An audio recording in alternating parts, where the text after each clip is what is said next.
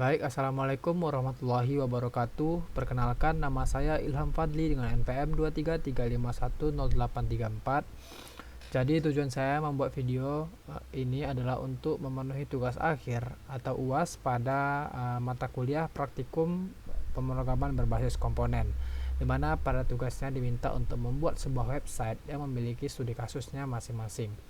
Nah, di sini ruang lingkup tugasnya kita baca terlebih dahulu.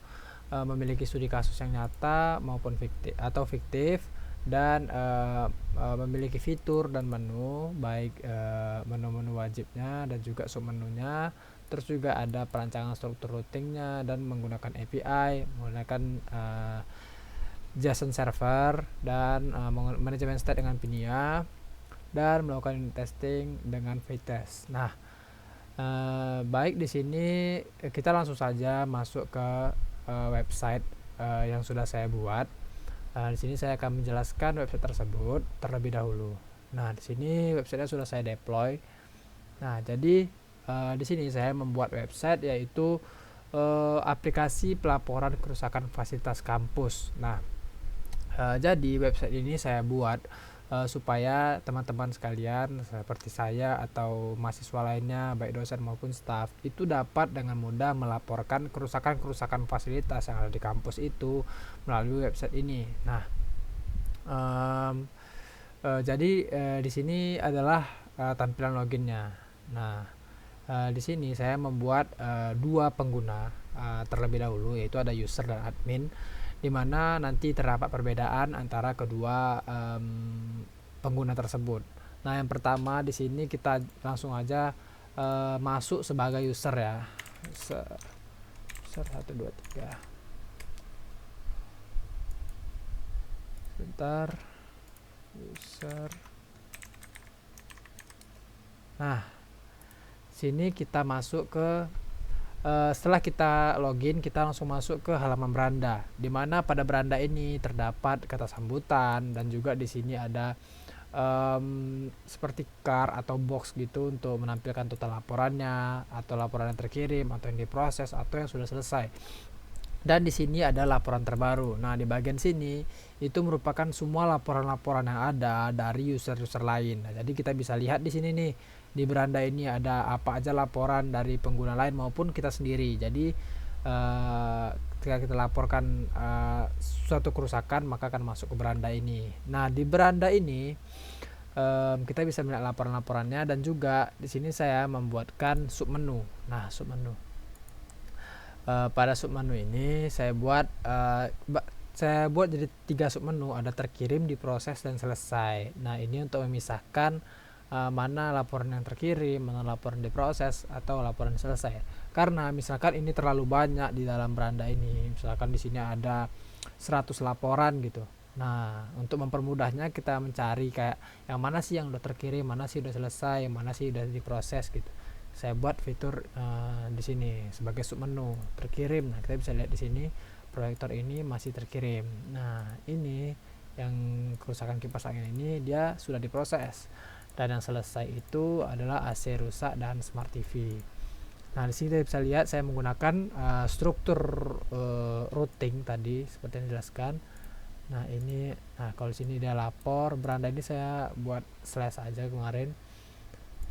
Nah, di sini juga terkirim, diproses, selesai. Nah, berikutnya di sini adalah tampilan halaman untuk user atau pengguna itu melaporkan kerusakannya. Di mana di sini pengguna diminta menginputkan judul, fakultas, gedung, ruangan, serta tanggal lapor dan deskripsi. Misalkan kita di sini mau menginputkan seperti apa sebelumnya aja, laporan sebelumnya kita menginputkan misalkan di sini kita menginputkan AC rusak aja lah, AC rusak ya kan. Nah, kemudian kita pilih nih fakultas mana, kita dari fakultas mana yang rusak itu. Kita pilih aja, misalkan di sini AC itu rusak di fakultas ekonomi. Nah, terus kita masukkan lagi gedungnya, di gedung mana kerusakan tersebut terjadi, misalnya di gedung B. Nah, kita masukkan contoh ruangannya, misalkan 3B titik 201 gitu. dan tanggal kita melaporkannya. Misalkan sekarang tanggal 10 kita laporkan, dan kita jelaskan nih kerusakannya yang kita alami. Kita jelaskan AC tidak bisa menyala, AC tidak dapat menyala. Nah, di sini saya menambahkan fitur untuk menambahkan foto dari AC tersebut. Nah, misalkan di sini kita ambil, nah ini foto AC nih, kita ambil AC ini tidak dapat menyala, langsung aja kita kirim laporannya. Nah, laporan sudah kita kirim tadi, bisa kita lihat di beranda. Nah, ini langsung masuk di beranda, dan di riwayat laporan kita itu juga masuk, ada AC rusak, AC tidak bisa menyala di sini. Laporan kita juga masuk. Riwayat laporan ini isinya laporan-laporan yang sudah kita inputkan, kita kirim, dan di notifikasi sini ada untuk kita melihat nih status dari laporan kita, apakah terkirim, diproses maupun selesai. Nah, biasanya nanti itu yang mengubah ini itu dilakukan oleh admin di dashboard laporannya.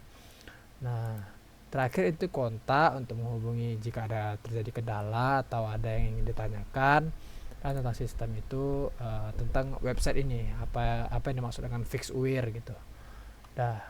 Terus di sini ada profile di sini ada foto, ada nama user, dan di sini kita bisa log out. Nah, mungkin itu saja penjelasan jika kita masuk sebagai user. Selanjutnya kita coba masuk sebagai admin. Kita keluar dulu, kita masuk sebagai admin. Nah, di sini kita masuk sebagai admin. Nah, ini sama kan, tadi ada laporan terbaru dikirim dari user tadi, langsung masuk ke sini.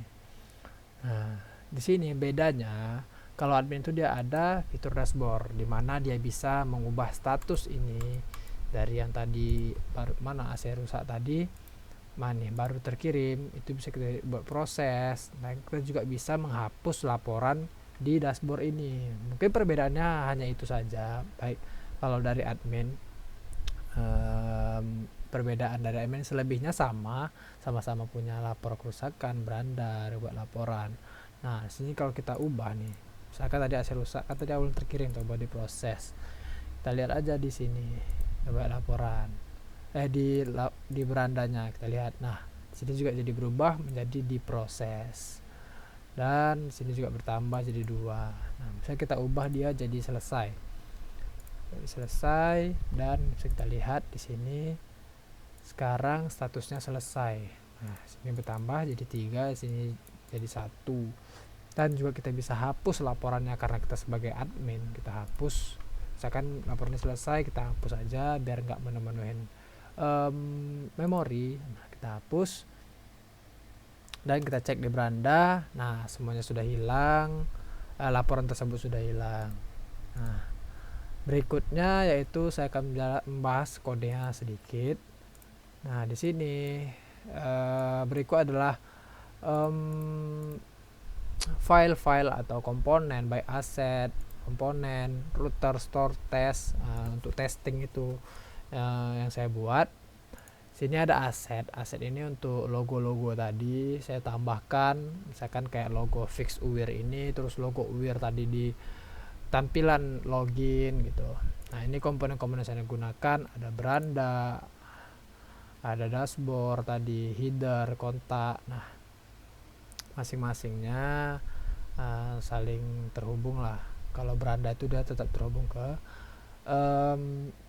database-nya, di mana di sini bisa kita lihat dia mengambil data.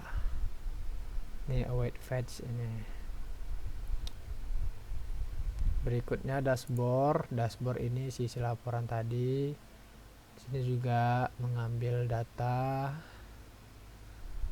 Ini untuk delete-nya, untuk menghapus laporan tadi, dan di sini untuk update, untuk mengubah statusnya. Untuk update di sini saya buat untuk mengubah status saja, tidak lebih dari itu.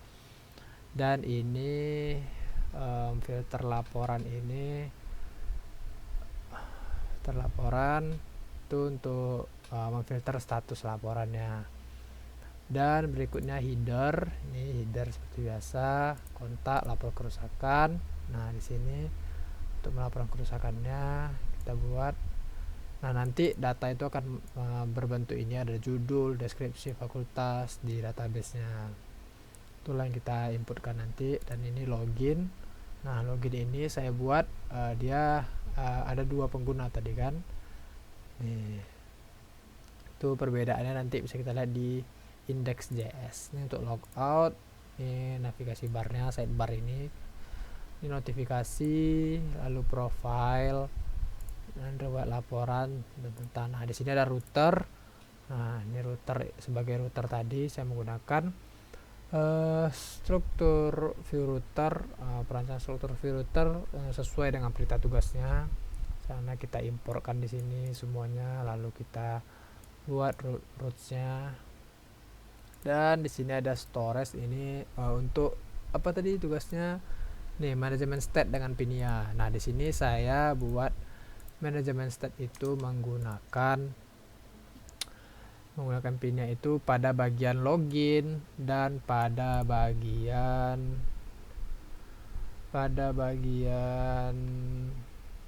logout. Pada bagian login aja ternyata. Pada bagian login. Soalnya tadi saya menambahkan notifikasi, sepertinya tidak jadi, saya buat di login aja. Nah, sini datanya diikat menggunakan Pinia untuk mengelola minimal 1 jenis data penting. Nah, jadi Outstore ini mengelola data user, data pengguna. Di sini username-nya user, passwordnya 113, namanya ini, emailnya ini. Dan di sini dia buatlah data masing-masing user tersebut. Dan di sini adalah database. Nah, kenapa pada bagian gambar ini sepanjang ini teksnya? Itu karena gambar tadi itu dikonvert jadi base 64 sehingga ada menjadi seperti ini. Soalnya kalau kita langsung buat dalam link itu ada proses lagi lah yang harus dilalui. Nah, jadi saya buat seperti ini saja cara cepatnya. Ini gambar juga. Misal nih kita hapuslah salah satu ya untuk membuktikan database kita berjalan apa tidak ya. Misal kita hapus yang paling atas tadi itu kipas angin. Misalkan kita hapus kipas angin di bagian sini. Kipas angin dashboard, kipas angin kita hapus. Apakah tadi dia berubah? Nah, bisa kita lihat kipas angin itu sudah nggak ada lagi. Nah, berarti server JSON kita itu berjalan. Nah, selanjutnya di sini adalah testingnya, unit testingnya menggunakan Vitas itu di bagian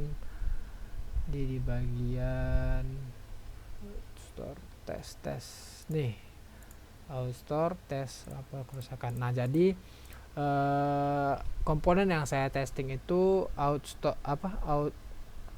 Outstore ini dan lapor kerusakan. Nah, jadi yang saya tes itu Outstore dan lapor kerusakan, 2 komponen itu saja karena pada tugasnya juga diminta salah satu aja, jadi saya buat 2 di sini dan bisa kita jalankan di sini dengan menggunakan perintah npm run test.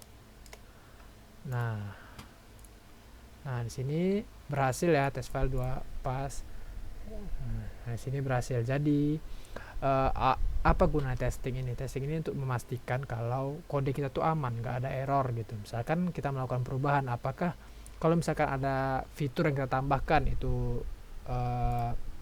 menyebabkan error, itu langsung ke-detect nih sama Vitas ini, unit testing ini. Misalkan lah nih kita hapus aja 1 line gitu, kita save. Nah, dia tuh ngebaca ulang gitu.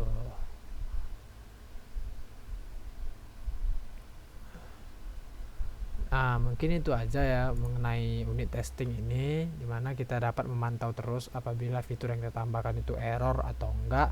Itu bisa dilewati di pas ini, di unit testing ini maksudnya. Dan mungkin itu saja penjelasan mengenai website atau tugas yang saya buat. Lebih dan kurang saya mohon maaf. Saya akhiri. Wassalamualaikum warahmatullahi wabarakatuh.